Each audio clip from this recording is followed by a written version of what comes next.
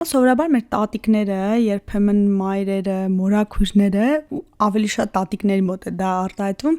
միշտ ցավից բողոքում են։ Ոտքերս է ցավում, մեջքս է ցավում, որքանով են այս բողոքները արհեստական եւ որքանով իրականում ցավեր են ունենում 60-ից հետո եւ ինչն է հետաքրքիր, տղամարդիկ մի տեսակ պինդ են։ Երբևիցե չեմ հիշում, թե պապիկ բողոքի ասի տեղս ցավում եմ, ինչքան էլ ցավա ոտքի են էլի, այս պահը գուզեմ սրա մասին արդյոք այդ ցավը կա իսկապես թե արհեստական մի բան է, ընկալում է էլի։ Շատ հետաքրքիր անդրադարձակ նրան, իրականում 80%-ի մոտ 65 տարեկանից ավել տարեցների 80%-ի մոտ կա ցավային համախտանիշ։ Դա պայմանավորված է նրանով, որ հյուսվածքները,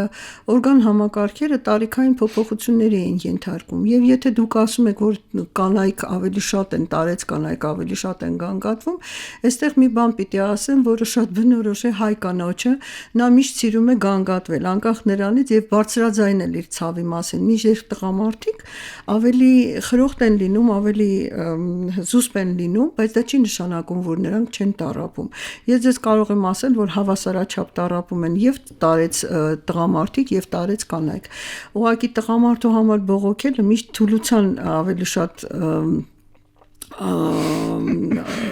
դրսևորում են,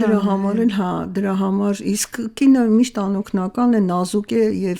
շատ ավելի հնարավոր է, որ դրա համար էլ ասի, բայց կարող եմ հավաստիացնել ձեզ, որ 80%-ի մեջ հավասարաչափ երկուսն էլ ներկայացված են։ Որքանով է օբյեկտիվ այդ ցավը, դուք ասիք տարիքի հետ փոփոխություն են լինում օրգանիզմում, այդ ընդհանուր բնույթի ցավը տեղային է, այն թույլ տեղն է ցավում, թե ընդհանուր է համախտանիշը կա։ Նայեք, մենք բոլորս ուշադրություն ենք դարձնում մեր կնճիռների վրա, մեր մազերի սպիտակելու վրա, մեր փոփոխությունների վրա, բայց հաշվի չենք առնում, որ այդ բոլոր փոփոխությունները տեղի են ունենում նաև օրգանիզմի ներսում, հա, այսինքն այդ մաշվածությունը, փոփոխությունները, դրանք բնական են եւ դրանք տարիքով պայմանավորված են։ Առաջվա էլաստիկությունը, առաջվա այդ առածկականությունը մկանների, առաջվա երիտասարդ տարիքի եսի նկատի ունեմ տարբեր հիվանդությունները գնալով դրանք կուտակվում են, ինչպես սպիտակ մազերը, ինչպես ավելորդ քաշը, հա, դրանք կուտակվում են եւ ժամանակի ընթացքում արդեն տալիս են որակական արդեն փոփոխություններ։ Բացի դրանից մեր օրգանիզմում տարիքի հետ կապված լուրջ փոփոխություններ են տեղի ունենում բոլոր մեր կենսունակությունը ապահովող համակարգերի մեջ, դա լինի նյարդային համակարգը, կենտրոնական, ծայրամասային, ներզատիչ համակարգը, իմունային համակարգը եւ դրանց այդ ամենը շատ փոխկապակցված է։ Բացի դրանից, մեր մկանային շերտը կորում է ժամանակի ընթացքում, եթե մարդը գեր է, դա չի նշանակում, որ նա մկանային շերտ ունի։ Տարիքի ընթացքում այդ մկանային շերտը հալվում է, մինչդեռ ավելի շատ ավելանում է ճարպը։ Եվ դա պայմանավորում է նաեւ կեցվածքի, քայլվածքի վրա է անդրադառնում եւ ի վերջո մեծ տարիքում դուք տեսնում եք կոպիտ ասած չխորացած այսպես ասած տատիկ պապիկների, բայց այդ նրանից է, որ իրենց այդ մկանային շերտը ուղղակի մաշվել է, դրանով պայմանավորված նրանց շարժունակությունը, նրանց առածկականությունը, նրանց արագությունը, քայլվածքը, այդ ամեն ինչը փոփոխվում են եւ դա ուղղակի տարիքային փոփոխություններ են, դրանք ֆիզիոլոգիական են, դրանք պաթոլոգիական չեն, բայց քանի որ դրանք փոխում են օրգանիզմում այդ ամեն ինչը, հա, դրանք բերում են որակական փոփոխությունների, որպես դրա այդ տարիքային փոփոխությունների դրսևորում շատ արտահայտվում է ցավով, այսինքն եթե իմ հոդերը մինչև այդ շատ առածկական էին, ճկուն էին, ես կարող էի ամեն ինչ անել, հիմա մարդու ծունկը ծալվելուց ճռոց է դուրս գալիս, այսպես ասած, հա, եւ դժվարանում է, որովհետեւ հոդերը կորցնում են իրենց էլաստիկությունը։ Իսկ հոդերը ամեն տեղ են սկսած ողնաշարից վերջացրած մատի ծայրով եւ բնականաբար դա անդրադառնում է եւ սկսում է ցավալ եւ սկսում է հեղուկն է պակասում եւ այլն եւ այլն։ Այսինքն դրանք բոլորը ֆիզիոլոգիական տարիքային փոփոխություններ են, որոնք դրսևորվում են որոշ տեղեր ցավով, որոշ տեղով որոշ տեղեր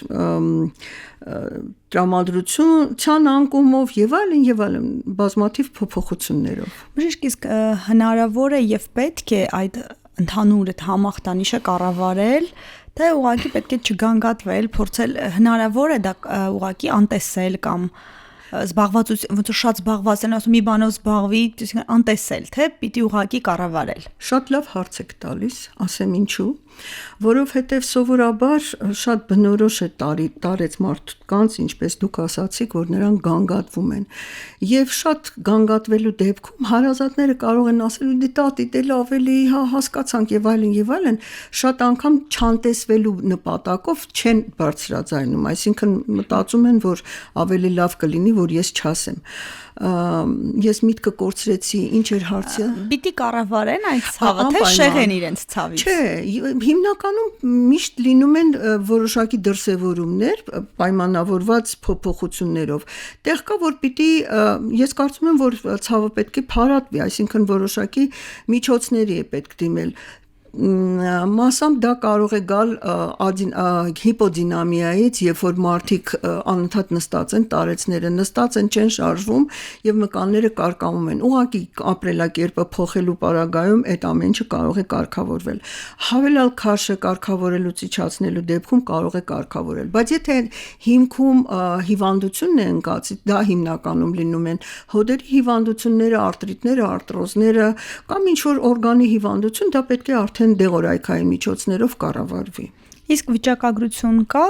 ցավի մասով տարեցների տարիքի եւ տոկոսային։ Ասեմ, ինչպես ես արդեն նշեցի, 80%-ը միանշանակ տառապում են ցավերից։ 2 տարեցից մեկը հավաստի ցավ ունի։ Պատկերացնում եք, այսինքն ամբողջ աշխարհում տարեցների 2-ից մեկը միանշանակ բարձրաձայնում է իր ցավի մասին։ Հիմնականում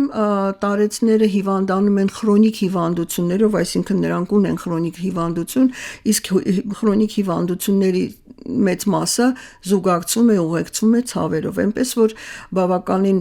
մեծ քանակությամբ մարդիկ կան, որոնք իրականում ոչ թե ուշադրություն գրավելու, հա, այսպես ասեմ, նպատակով կամ ինչ-որ զբաղացնելու նպատակով, իրանով զբաղվելու նպատակով իրականում տառապում են ցավերից։ Եվ դա փաստ է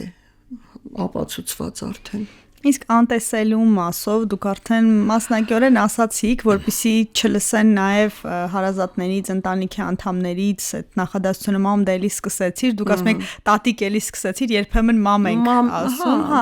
այսինքն անտեսելու գործոնը, արդյոք պիտի անտեսվի դա որևէ կերպ։ Ես ես մի ցավալի դեպք պատմեմ, ուսանողներս եկել էին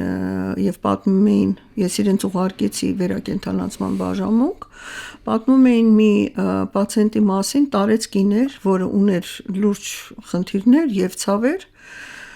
երբ որ իրենից ուրեմն անամնեզ էին հավաքել, պարզվել էր, որ ինքը 2 տարի է ցավերից տառապում է։ Դուք պատկերացնում եք դա, 2 տարի է մարդը խոսում է իր ցավի մասին եւ որևէ մեկը ուշադրություն չի դարձնում, բայց դա նրանից չի, որ անտարբեր են, այլ ուղղակի վերաբերմունքն է տարեցների ցավի նկատմամբ, այսինքն հա դե որ մեծա պետքա ցավը, այդպես չի, եթե ցավում է, ուրեմն դրա համար պատճառ կա միանշանակ,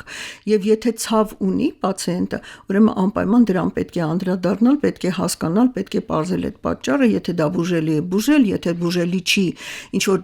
քայլերի դիմել եւ այլն, հա, այդ հիվանդությունը եսի նկատի ունեմ, այնպես որ միշտ պետք է լսել,